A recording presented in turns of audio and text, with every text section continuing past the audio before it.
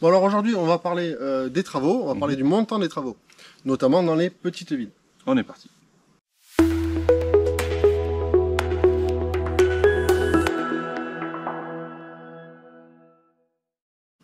On est parti dans les petites villes justement.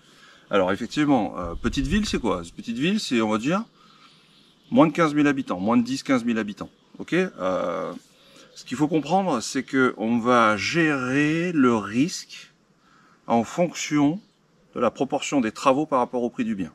D'accord?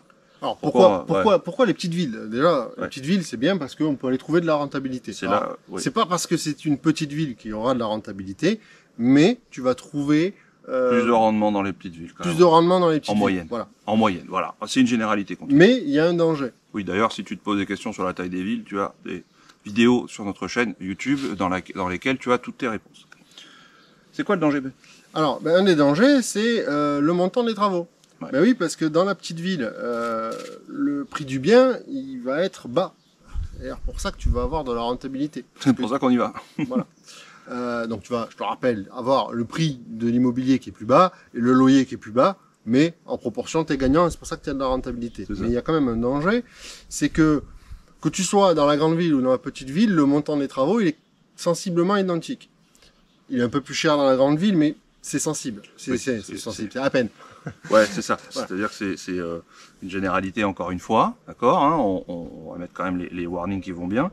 Mais le montant des travaux pour réaliser les mêmes travaux, que tu sois dans une grande ville ou que tu sois dans une petite ville, tu vas avoir à peu près le même montant de travaux. Donc ça va avoir ça c'est quelque chose qui bouge pas. Ouais, donc tu vas avoir une conséquence vis-à-vis du prix du bien, parce que si tu as le prix du bien qui est comme ça, qui est comme ça, ouais, et que tu as le montant des travaux qui est comme ça, tu vois que la proportion elle est 50-50, c'est énorme. Ouais. Par contre, si tu vas dans une grande ville où tu as le montant du bien qui est comme ça et le montant des travaux qui est comme ça, c'est le même, tu comprends que, oui, le même montant de travaux, bah, tu comprends que la proportion de travaux elle est beaucoup plus petite. Voilà. Et donc, le risque associé, il est beaucoup moins grand aussi. Ok? Donc, c'est pour ça que là, on te parle de gestion de risque, en fait. Alors, tu sais très bien qu'on t'explique toujours, lorsque tu calcules ta rentabilité pour aller investir, d'inclure le coût des travaux. Oui. Évidemment. Oui. C'est pas après qu'on se pose la question des travaux. Non, non, c'est avant d'acheter, déjà on a anticipé pour combien il va y en avoir de travaux. Bon, ben déjà, ça tient compte, si tu fais les choses proprement, le fait que tu ailles dans une petite ville, ben, tu vas déjà tenir compte de ce phénomène qu'on est en train de parler. D'accord? C'est que prix d'achat plus montant des travaux, c'est rentable ou pas rentable? Point fini, enfin point barre quoi. C'est simple. Par contre, le danger, il est que le bien, il était moyen, finalement, c'était déjà loué par exemple. Bon, les travaux, bon, il n'y en a pas vraiment besoin maintenant. Allez, peut-être dans 5 ans. Bon, ouais. Mais si ça veut donc dire que tu chiffres pas les travaux dans cet investissement. Et donc du coup, au moment où il va falloir faire les travaux dans cette petite ville, le montant des travaux va être important vis-à-vis du prix du bien et notamment du prix que tu pourrais le revendre aussi. Donc si tu l'as pas anticipé, tu risques de te retrouver avec un rendement, on va l'appeler correct, et passer à un rendement moyen moins, parce que tu vas peut-être même perdre de l'argent parce que tu n'as pas anticipé ces travaux ultérieurs.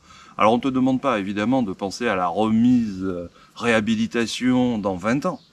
Là, ce dont on parle, c'est par exemple un bien qui est déjà loué, qui est dans un état un peu moyen, tu chiffres 0 travaux, et là qu'est-ce qui va se passer? C'est que peut-être dans 3-5 ans, il va commencer à falloir changer des équipements, à refaire des peintures, refaire un sol, et là, ça peut vite te représenter 10, 15, 20, 30, 50% du prix du bien, parce que le prix du bien, lui, il n'était pas cher au départ. Et donc là, on est là pour t'apporter cette anticipation en fait de ce genre de coût. Alors après, attention, on va pas faire un raccourci qui serait ah bah attends, c'est une petite ville, je fais pas de travaux. Non, là, ça serait un raccourci qui serait trop rapide. Et mais tu vas faire fuir tes locataires. Mais d'une manière générale, au plus tu vas aller dans la petite ville, au moins ta proportion de travaux, elle doit être importante, d'une manière générale. Voilà. C'est ça. C'est une généralité, comme tu disais. C'est ça. Ben là, évidemment, il y a des cas exceptionnels. A contrario, du coup, petite parenthèse, mais à contrario, dans la grande ville, c'est l'inverse. Donc il y a une proportion, enfin les mêmes si travaux. tu vas faire des travaux, ça sera plus rentable dans la grande ville. Maintenant, la grande ville elle-même, elle est pas rentable. Donc et là, il y a un problème, il y a un souci. Par contre, là où ça peut devenir intéressant, c'est quand tu fais des travaux pour faire de la plus-value. Donc si tu vas, mais c'est du coup notre stratégie. Ouais. Et si tu vas dans la grande ville et que là, tu fais des travaux en vue de faire une plus-value, là, ça peut commencer à être intéressant. Eh bien, ce que tu peux faire, c'est mélanger cette stratégie de plus-value avec de la location courte durée. Je te rappelle que lorsque tu vas faire de la location courte durée, tu peux te permettre de le faire dans la grande ville.